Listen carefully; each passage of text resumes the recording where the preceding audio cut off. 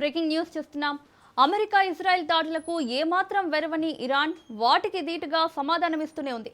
America దాడులకు ఏమాత్రం భయపడమని చెబుతూనే ఆ దాడులను ఎదుర్కొనేందుకు 10 లక్షల మందితో ప్రత్యేక సైన్యాన్ని సిద్ధం చేస్తోంది ఇరాన్. ఇరాన్తో యుద్ధ విరమణకు చర్చలు సాగుతున్నాయంటూ చెబుతున్న అమెరికా మరోవైపు పశ్చిమాసియాలో తన సైనిక ఉనికిని విస్తరించే పనిలో పడ్డాడు. ఈ క్రమంలో Iran Basij force, Islamic revolutionary guard కార్డ్స్తో పాటు ఇతర అన్ని విభాగాలు తక్షణమే యుద్ధ రంగంలోకి వచ్చే విధంగా దళాలను బలోపేతం చేస్తున్నట్లు ఇరాన్ సైనిక వర్గాలు వెల్లడించాయి. ఒకవేళ ఇరాన్ భూభాగంలోకి అమెరికా సైన్యం అడుగు పెడితే వారికి తగిన గుణపాఠం చెప్పేందుకు తమ యుద్ధ వీరులు సిద్ధంగా ఉన్నారని హెచ్చరించాయి. స్వచ్ఛందంగా సైన్యంలో చేరతామని బసిస్ ఫోర్స్, ఐఆర్జీసీలకు చెందిన యువకులు పెద్ద ఎత్తున అభ్యర్థనలు పంపుతున్నట్లు వెల్లడించడం కలకలం సృష్టిస్తోంది.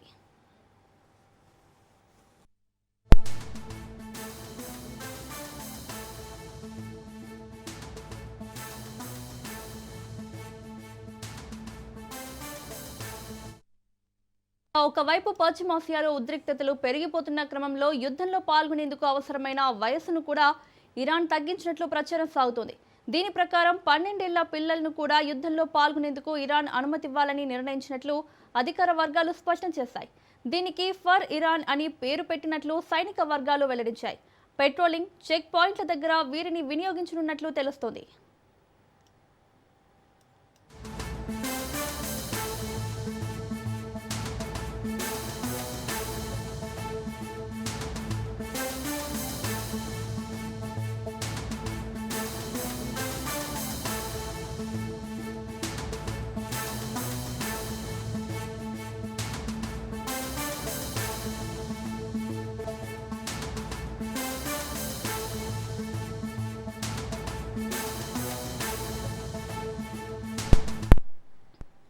అమెరికా, ఇజ్రాయెల్ దేశాలు యుద్ధాన్ని బలవంతంగా రుద్దాయని ఇరాన్ విదేశాంగ మంత్రి అన్నారు. ఓ పాఠశాలపై జరిగిన దాడి విషయాన్ని ప్రస్తావించేందుకు ఇరాన్, చైనా, క్యూబాల అభ్యర్థన మేరకు ఏర్పాటు చేసిన ఐక్యరాజ్య సమితి మానవ హక్కుల మండలి సమావేశంలో ఇరాన్ విదేశాంగ మంత్రి అమెరికా, ఇజ్రాయెల్ యుద్ధాన్ని రెచ్చగొడుతున్నాయని ఆరోపించారు. 2 అణ్వస్త్ర దేశాలైన అమెరికా, ఇజ్రాయెల్ రుద్దిన అక్రమ యుద్ధాన్ని ఇరాన్ ఎదుర్కొంటోందన్నారు.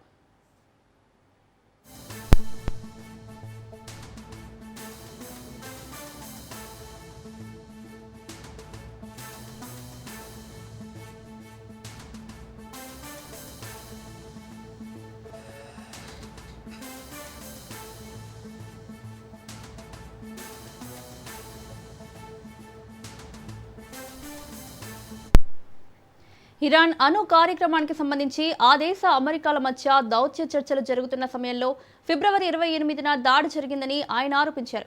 అమెరికా రెండోసారి చర్చల ప్రక్రియను భగ్నం చేసిందని, ఇరాన్ వ్యాప్తంగా 600కు పైగా పాఠశాలలు దెబ్బతిన్నాయని, 1000 మందికి పైగా విద్యార్థులు, ఉపాధ్యాయులు మరణించారని తెలిపారు.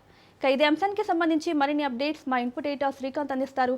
శ్రీకాంత్, పశ్చిమాసియాలో పరిస్థితులు ఇంకా ఉద్రిక్తంగానే మారుతున్నాయి. ఒక పక్క ఇరాన్ లొంగిపోయిందని అమెరికా చెబుతున్నప్పటికీ ఇరాన్ 10 లక్షల మంది సైన్యంతో సిద్ధంగా ఉంది యుద్ధానికి. అసలు ఏం జరుగుతోంది పశ్చిమాసియాలో? మౌనిక, మధ్యప్రాచ్యం మొత్తం కూడా భీకరమైనటువంటి యుద్ధ వాతావరణం తలపిస్తోంది. సో ఇక గ్రౌండ్ బ్యాటిల్కు సిద్ధమవుతోంది. ఇప్పటికే అమెరికన్ సైన్యాలు ఇరాన్ని చుట్టుముట్టేందుకు బలగాలు బయలుదేరాయి.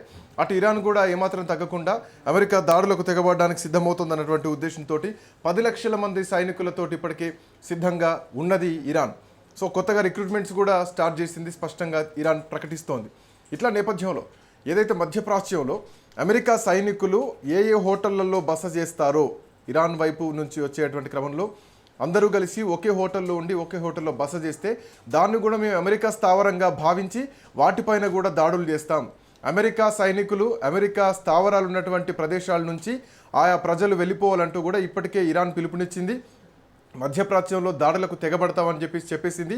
అయితే ట్రంప్ చేసినటువంటి ప్రకటన, కొన్ని గంటల క్రితం ట్రంప్ ఏదైతే ప్రకటన చేశారో మేము 10 రోజుల పాటు విరామం ఇస్తున్నాం యుద్ధానికి అని చేసినటువంటి ప్రకటన ఇది ఏకపక్షంగా ఉన్నటువంటి ప్రకటన. దీన్ని ఇరాన్ ఖండించింది. అది మాకు సంబంధం లేనటువంటి ప్రకటన, అది అమెరికా సొంతంగా తీసుకుంది, మమ్మల్ని ఎవరు అప్రోచ్ చేయలే అని చెప్పేసి.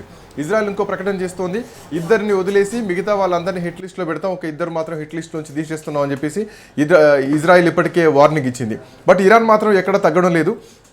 అటు హర్మూజ్ జలసంధిని ఓపెన్ చేయడం కోసం అమెరికాతో పాటు అమెరికాకు మద్దతు ఇచ్చేటువంటి దేశాలు కూడా ముందుకెళ్తున్నాయి. ఈ ముందుకెళ్తున్నటువంటి క్రమంలో హర్మూజ్ ఓపెన్ చేయాలంటే కనుక ఇరాన్ని పూర్తి స్థాయిలో మట్టుబెట్టి ఇరాన్ సైన్యంని మట్టుబెడితేనే హర్మూజ్ని ఓపెన్ చేయొచ్చు. ఇరాన్ 10 లక్షల మంది సైనికులతో సిద్ధంగా ఉంది.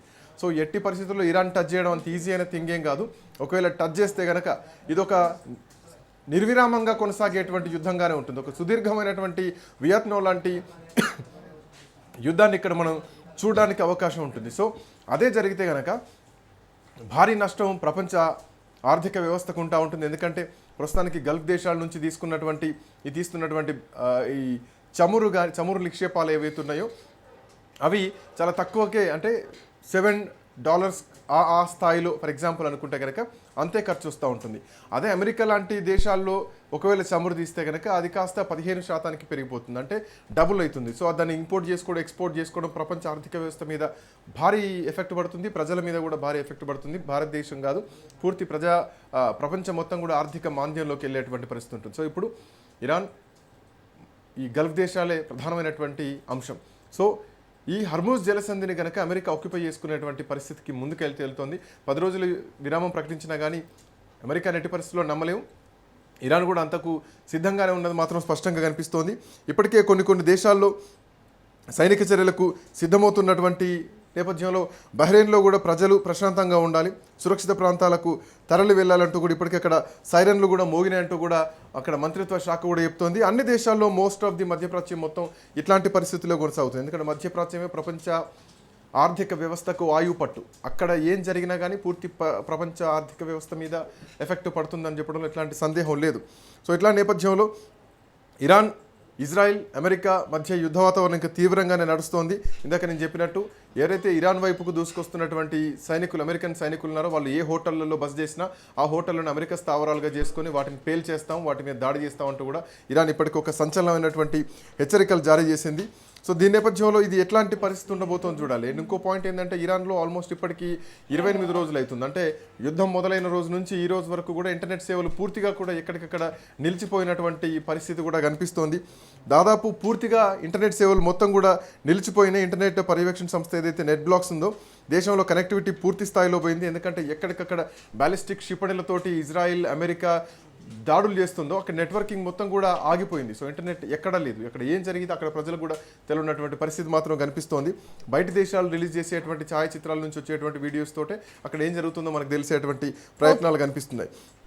సో ఏదైనా కానీ అమెరికా సైనికులు ఉన్నటువంటి ప్రాంతాలను వెంటనే ఖాళీ చేయాలి మిగతా ప్రజలు ఎవరైతే ఉన్నారో అంటూ కూడా ఇప్పటికీ ఇరాన్ హెచ్చరికలు జారీ చేసింది. అమెరికా సైన్యం టార్గెట్గా కూడా ఇరాన్ ముందుకు పోతుంది. సో ఒక భారీ యుద్ధ వాతావరణం మాత్రం కనిపిస్తోంది. ఇది ఎప్పుడు ఆగుద్దో ఏంతో చెప్పలేం. బట్ ట్రంప్ 10 రోజుల విరామాన్ని ఇది ఒక తెలివిగా చూడాల్సినటువంటి అవసరం ఉంటుంది. ఎందుకంటే ట్రంప్ది కొంత క్లెవర్ జాకల్, అంటే గుంట నక్క లాంటి తెలివి ట్రంప్ది. సో అట్లాంటి ట్రంప్ 10 రోజుల విరమణను ఇరాన్ మాత్రం నమ్మట్లేదు. ఇరాన్ ఏకపక్షంగా తీసుకున్న నిర్ణయం దానికి మాకు సంబంధం లేని కొట్టిపడేసింది. Monica. Right Srikanth, thank you.